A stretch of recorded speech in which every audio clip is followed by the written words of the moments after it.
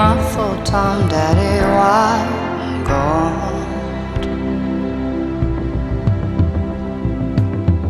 Singing blues has been getting old. You can be my full-time baby, hot or cold. Don't break me down. I've been traveling too long. I've been trying too hard with one pretty song.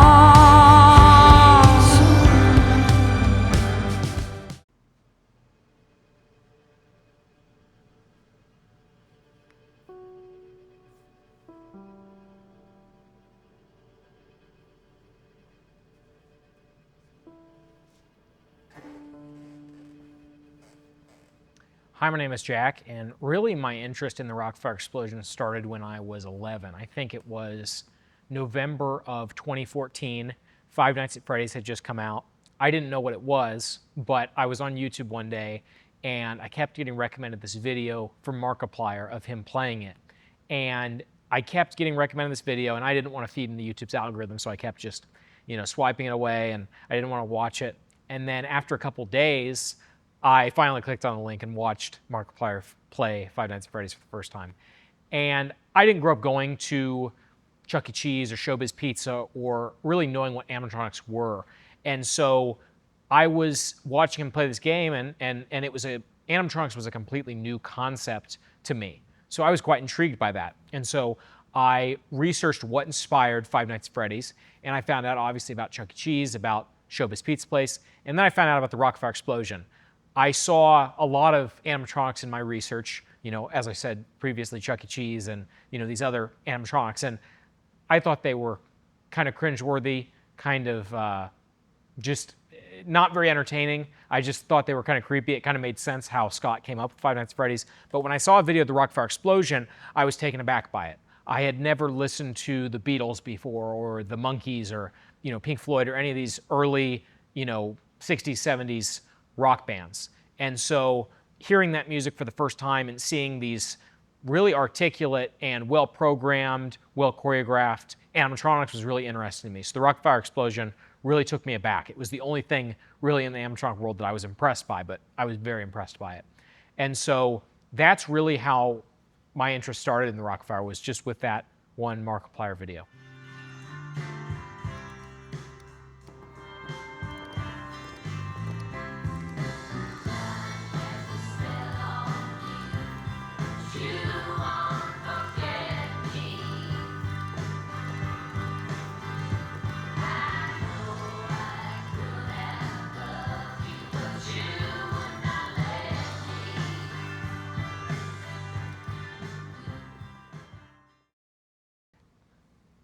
After I got interested in the Rock-afire, I think really any Rock-afire fan's dream is to own a character, and so that was really something that I wanted. I mean, obviously, I would also want the full Rock-afire Explosion, but I just didn't think that would be feasible at all in my lifetime. And so I started searching online for months and months and months to find a Rock-afire Explosion character, but I found out they are super expensive and they're very rare. And so I kind of figured I'm probably never going to end up getting one. Maybe I'll get pieces or something. But I think it was 6 months after I became interested, I was searching daily, I found this amusement park that was opening, and to fundraise the opening of their amusement park, they were actually selling off some stuff. And one of the things they were selling off was some Rock-afire Explosion characters. And so I begged my dad, I was like, Dad, this is a really good deal. These characters are super expensive, but this one is cheap. It was still expensive, but it was cheap for what it was. And I begged him, and he saw it as an educational project where I'd learn about mechanics and electronics and art. And so he ended up buying it for me, and I got it. And for the first 2 years of having it, I didn't understand how it worked at all. It was completely overwhelming to me, looking at all the pneumatic tubing and the cylinders and everything. And I was just, for the first year, I think I was using a bike pump to operate the air cylinders. So it was really a big learning process, but that's kind of how I got my first character.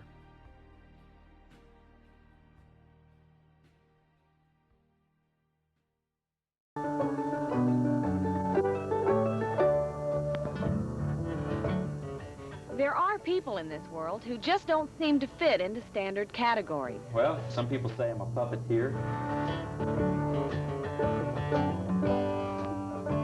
And some people say I'm unemployed. Cunning! Yeah!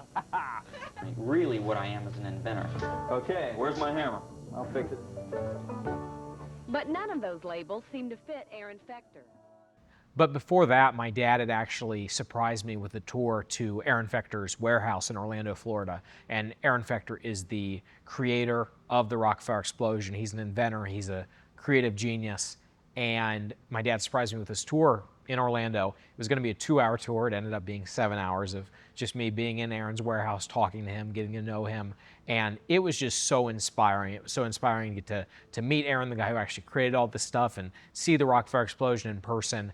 And, you know, I don't know if I would have even wanted a character had I not gone and seen Aaron. But that was a super foundational experience, which led me about 2 years later, after I owned the Mitzi, to actually taking my partially restored Mitzi. I didn't really have the skills to restore it at the time, but I knew enough about to get it kind of running. And I ended up taking it to the Maker Faire, which is this huge event. They do them all over the world, but the largest one was in the Bay Area, California.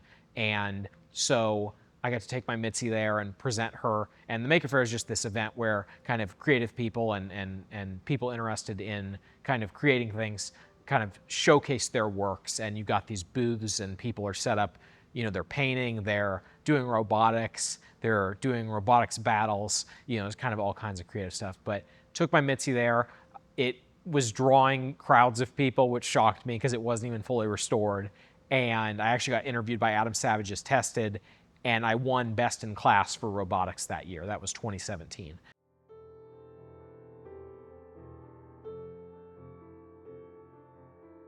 My next goal was, is there any way I can get a show somehow?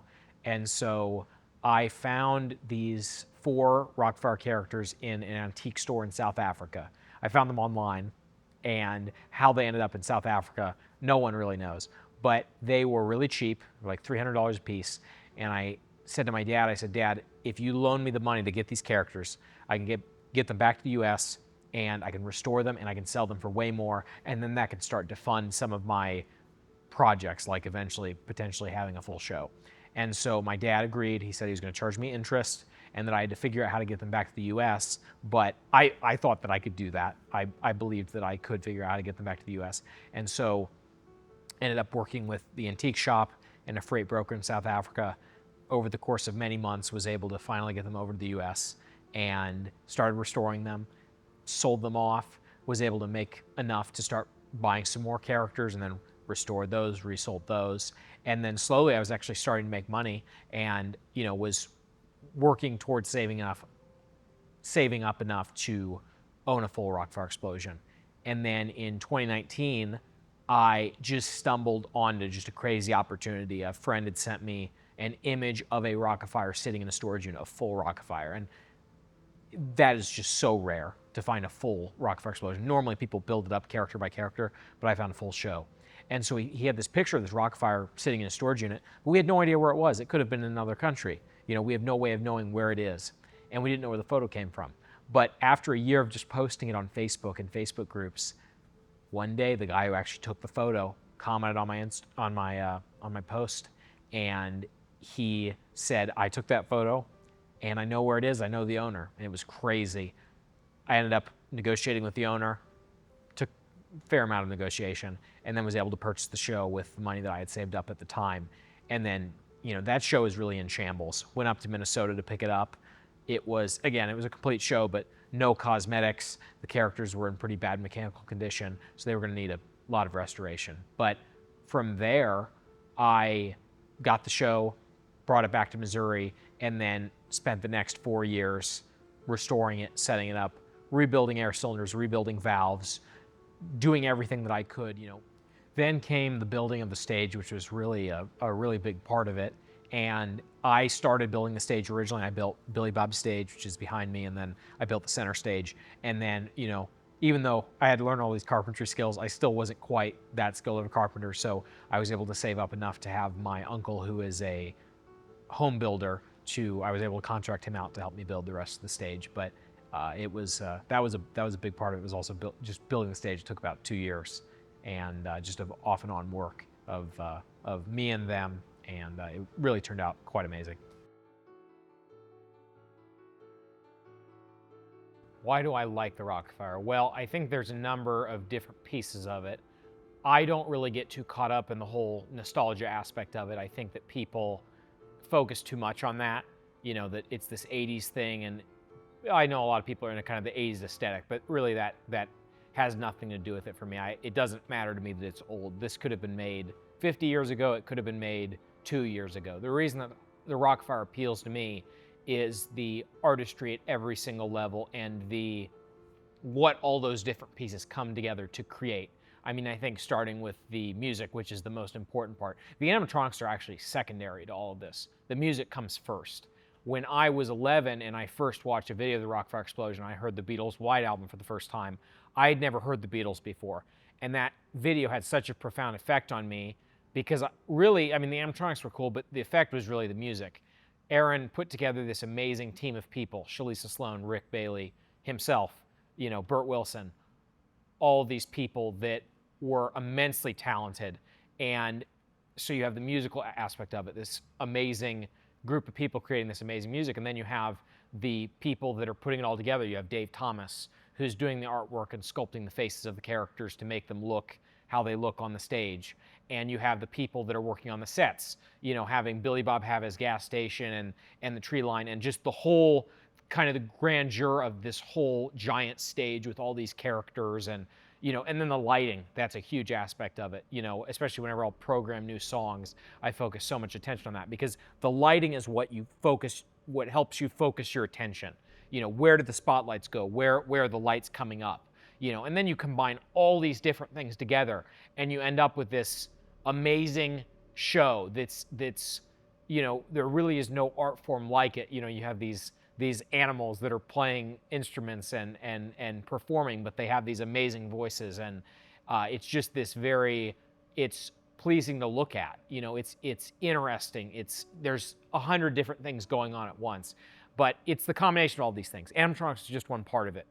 Really, everything that you could imagine that could be involved in a project was involved with all of this. I mean, you know, I spent a year working with a company in another country to have replica fabric produced so that I could, you know, actually remake the characters' costumes. I, you know, had to learn how to work on pneumatic systems, rebuild every single air cylinder, every single valve. You know, had to learn how pneumatic systems worked, you know, ran this, you know, pipe across the building and how to set up the air compressor and you know, figure out how to work with welders and you know, coordinate with other people on how to get things sewn and, you know, getting into carpentry.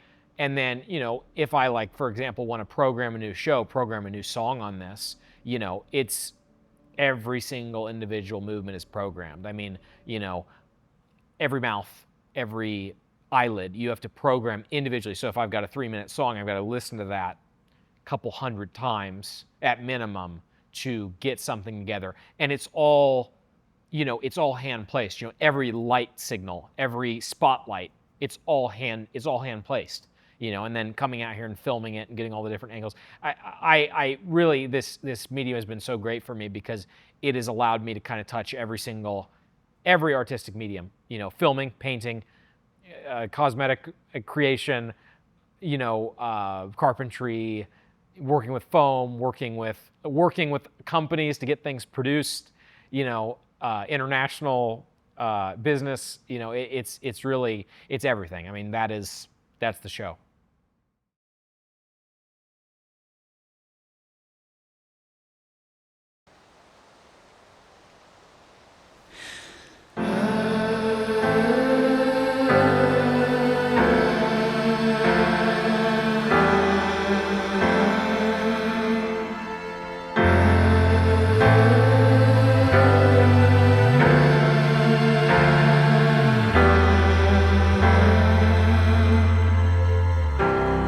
Been out on that open road. You can be my full-time daddy while I'm gone.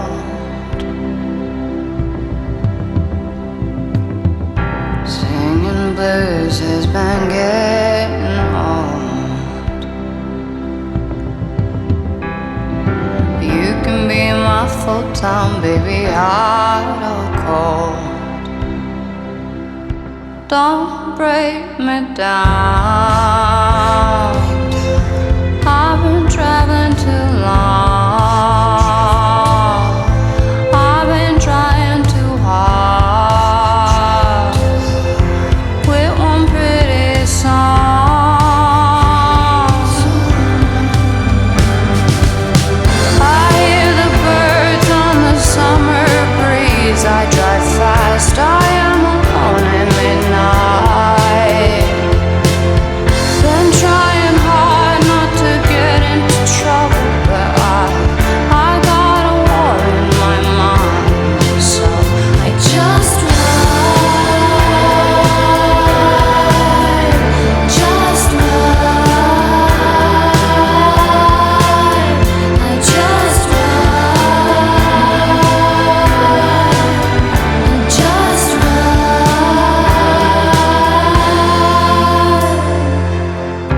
Dying young and playing hard. That's the way my father made his life an art. Drink all day and we talk till dark. That's the way the road dogs do it, light till dark. Don't leave me now.